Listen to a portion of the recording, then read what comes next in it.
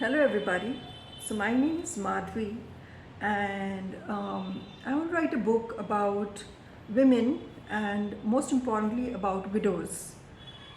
So, I have spoken, to write this book. I have been speaking to a lot of women who find themselves in this situation and predicament.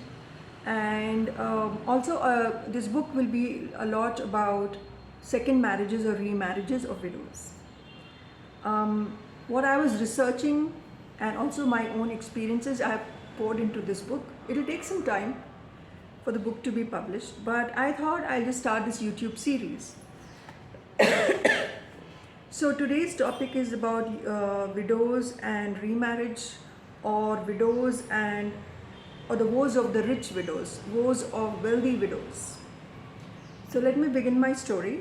Um, Yeah, and what is the purpose of this particular story? This particular story is mainly to create some kind of awareness that, don't think that only if women do not have money, then there is going to be problem. Yes, you are right thinking that. But if there's a widow or a woman, a single woman with a lot of wealth, with a lot of money, don't think the problems are going to go away. There are going to be different set of problems which she is going to encounter. Some of them could be really bad, horrible, as this particular woman realized, and she suffered. So let me begin this story.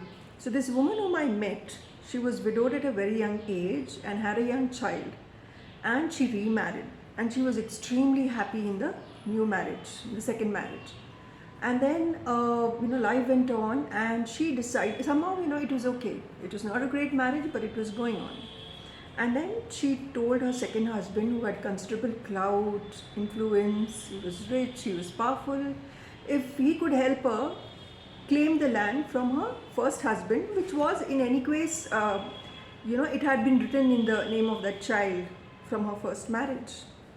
And, the first husband was dead. That's the reason she married the second person. And so the second husband, he said okay, and through his contacts network, he found out the truth about that land. And after that, he came back to her and told her that, look, that land you are talking about all the time, it's not such great, it's no great shakes. Like, it's not, it doesn't have that kind of massive land value or land worth, nothing like that. It just may cost a little bit money. So don't get too excited about it.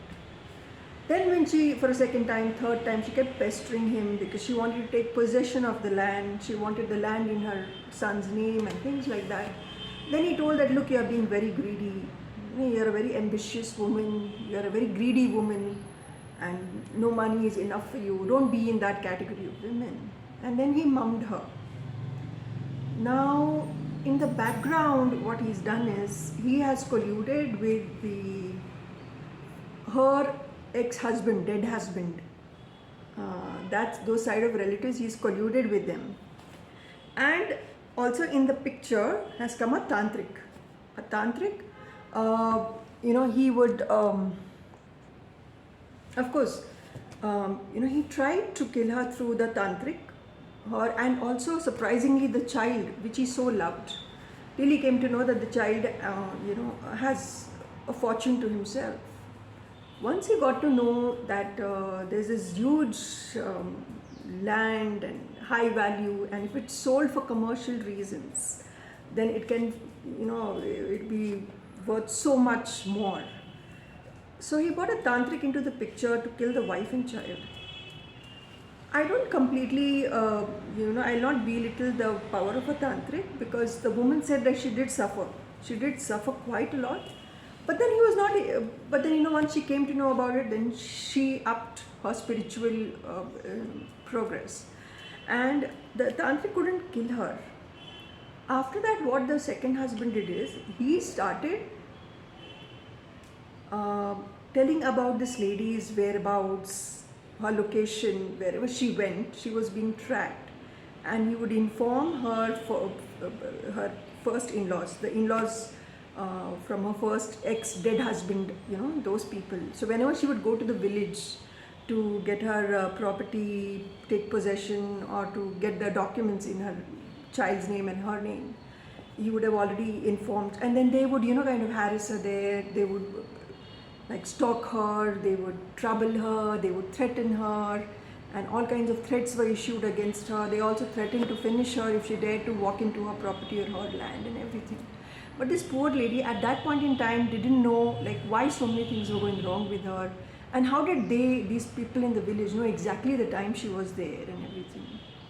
So it took her years to realize that that she was being tracked, and that the second husband was doing all this so that he could take her wealth away, because he had understood that he, you know how the law goes in most countries. If you see, like if the man dies, then it's his wife and child inherit the property. If the woman dies, then it's her husband and the child that will inherit property. And if anything happens to the child, then it's the mother and the father who will inherit the property, unless he's a married son or a married daughter, whatever. So that's how it goes. So once he came to know that this lady has a lot of property from her first husband, he did not think, okay, because it's a greedy world and greed has no limits. So he did not think, okay, that let me help my my wife and the child. And his mind just went off tangent, and he thought, okay, if I just finish these two, then it's like there's so much, like everything, like if the tantric would have been successful at his deeds, then this man just stood to grab everything that was theirs, was of the wife and the child. So I'm trying to, and then when I heard the story, I was very disturbed, I was very troubled, and I immediately went to Google. You know what we usually do, I went to Google and I started typing wealthy widow, what happened. So then a lot of news articles started coming where I realized that men, although I personally believe that men are very good people, I'm not a feminist or anything like that, but and then the story came that many such similar stories, where a person married, because we only hear one side of the story, that women are greedy for money, women are gold diggers. We don't know this other side where, especially a widow is very vulnerable already, and she's already in a bad place and position, but then she has wealth. So somebody marries her just for her wealth, or for the little child, that daughter or that son, the young son that widow has, in order to victimize them for whatever purposes.